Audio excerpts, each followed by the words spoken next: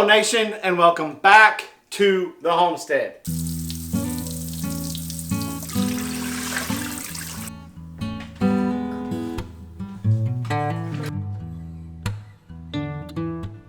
Well, we're back in the kitchen, for lack of a better term, because I don't really have a processing shed yet. And we're taking our pig to the next step. So today we're going to work with the hams. And what we're going to do with the hams is we're going to brine them. So what is a brine? Brine is basically a salt mixture that you add that helps intensify flavors, helps put flavor into your meat. So your basic, now I wrote this down so I didn't forget, your basic brine, okay, is if you have a 7-pound ham, you're going to need 2 cups of salt and 2 cups of sugar. And then you could add other things like what we're going to do today to change the flavor profile for your ham. Our ham weighs about 35 pounds. So we're taking 10 cups of salt, 5 cups of white sugar, and 5 cups of brown sugar. Now, let me pause for a second and say that the reason why we kind of split it up is to really start to walk away from the white sugar, and the brown sugar does add a little bit of a flavor profile for you.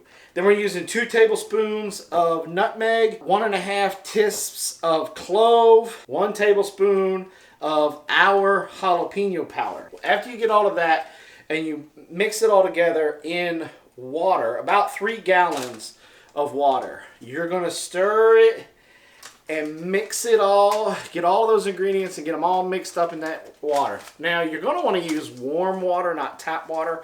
I'd warm it up a little bit, at least room temperature, maybe a little bit warmer, to be able to help get all of those ingredients to mix well. Then you put your hams in this water, and you got to put a weight on them because they will float. But you got to put a weight on them to make sure that they sink. And then they can sit in there for anywhere for about 3 days to a week. Maybe a little bit longer if you want to. It all depends on you. And then you pull them out, and then you can wrap them up in butcher's paper, which we're going to do with one of them today.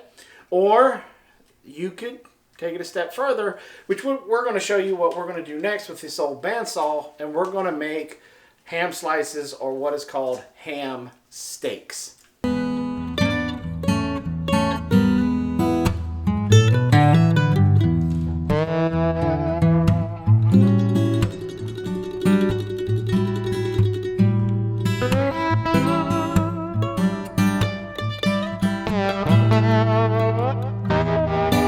Alright, so let me add a caveat here, because when we cut, Carol made a good point that I should tell you guys how we weigh down our hams. And what we do is we take a plate, just a regular old plate, and then we take one of the weights from my dumbbell sets. Depending on the size of the ham, and this is going to have to be, it's going to be trial and error, but we wrap them in Ziploc bags, and then in a big plastic bag, set it down on the plate on top of the ham. Now you're going to have to adjust your weight depending upon the size of your ham. And that's just a little trick, a little something that we do. Some of your little dumbbell weights come in 5. I think there's little 10 ones that they use for yoga or whatever. You can use those. Put in a Ziploc bag. 2 of those should fit in a gallon bag. Put them in there, and it should hold down any size ham. Also, we have a specific bucket that we use that we got off of Amazon. But basically it is designed, it's food grade safe, has a rubber seal on it and a spin top lid. And once we got the hams in there, we do stick that into a refrigerator to help keep it cool as it sits through those 3 days to a week. Alright, so we got our old ham there. And this is a big old honking ham.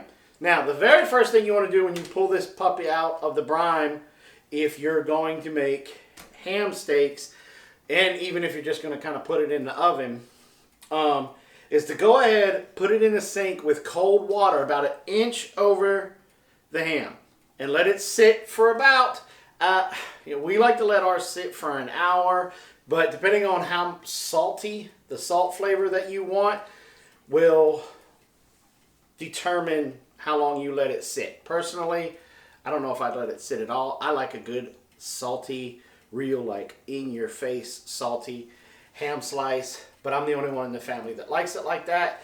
So we let it soak for about an hour, and that seems to make everybody happy in the house but me. I would kind of like it a little bit more salty. Okay, so we're going to go ahead and set this puppy up so that way we can go ahead and cut up our ham steaks or our ham slices. You can measure how far you want it from the distance from the blade. I always play mine by ear, but the very first thing we're going to do is we're going to kind of square it off a little bit.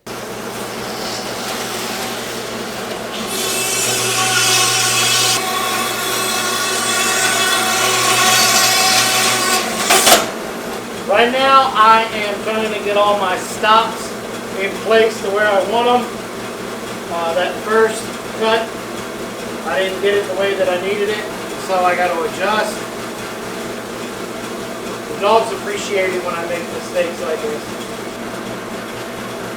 Alright, now we're going to set it up to go ahead and cut our steaks, the thickness of our steaks.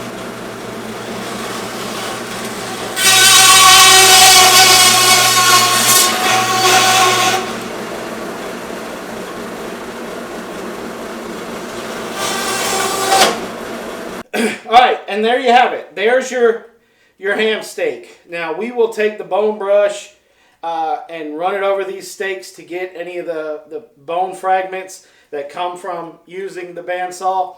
And then we'll go ahead and we'll put them in a whole different Ziploc bag and probably go ahead and let them marinate into some other different flavor profiles that we like. Some of them we'll probably leave just like that. But this is a great thing to have with your eggs in the morning, or you can have it with some mashed potatoes and some green beans. All right, there you go. We have taken this beautiful ham and we brined it, and we've turned it into a beautiful ham steak or a ham slice. I hope this video has given you another way to think about the old ham instead of just having it at Christmas and Easter. Now, if this is your first time here checking out the process of us processing our own pigs that we grew here on our homestead, hey, check out this playlist right here, pow, that we are showing you guys our process that we take it from pig to plate. Thanks for coming by the Big Bear Homestead. God bless, and have a nice day.